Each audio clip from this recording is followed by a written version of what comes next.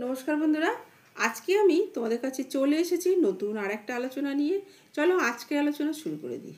প্রথমেই বলি, বোকা মানুষগুলো হয়তো মানুষকে বিরক্ত করতে জানে, কারণ না জানলে না বুঝলে সে বারবারই জিজ্ঞাসা করবে এবং মানুষ বিরক্ত হয়, ধৈর্য হারিয়ে ফেলে, কিন্তু কখনো কাউকে ঠকাতে জানে না। ভালো না থাকার জন্য কোনো কারণ লাগে না, কিন্তু ভালো থাকার জন্য অবশ্যই কোনো না কোনো কারণ লাগে।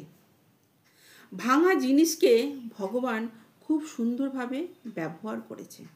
যেমন মেঘ ভেঙে বৃষ্টির রূপ নেয়, আবার মাটি ভেঙে চাষের জমির রূপ নেয়, আবার বীজ ভেঙে নতুন চারা গাছের রূপ নেয়। তাই কখনো কোনো বিপদে পড়লে কখনো ভেঙে পড়বে না। হয়তো তোমাকে দিয়ে ভগবান কোনো বড় কাজ ব্যবহার করতে চাইছে, তাই ধৈর্য রাখো, সুদিন তোমার আসবেই।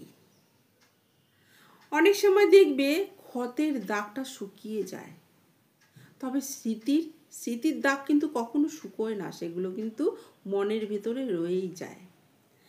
যাদের কাছ থেকে শুধু অবহেলা পাওয়া যায় তাদের গুরুত্ব দেওয়া বন্ধ করো, কারণ তোমার নিজেরও তো একটা আত্মসম্মান বোধ আছে। প্রত্যেকটা মানুষকে মনে রাখতে হবে, যত বেশি তুমি সরল হবে তত বেশি তুমি কষ্ট পাবে। জীবনের গল্প প্রত্যেকটা মানুষের থাকে, কারোর গল্পটা সম্পূর্ণ হয়, আবার কারোর গল্পটা অসম্পূর্ণই থেকে যায়। অনেক কথা বলা মানুষটা যখন চুপ হয়ে যায় তখন ভেবে নেবে আঘাতটা অনেক গভীরে গিয়ে লেগেছে।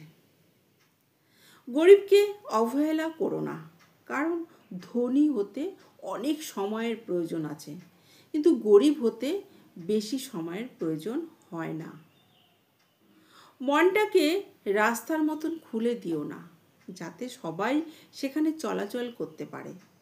মনটাকে তো আকাশের মতন বিশাল করে রাখো, সেখানে সবাই এসে আশ্রয় নেবে, কিন্তু তোমাকে কেউ ছুঁতে পারবে না। তো চলো বন্ধুরা, আজকে এইটুকু বললাম। যদি ভালো লাগে তো অবশ্যই লাইক কমেন্ট করো। নমস্কার।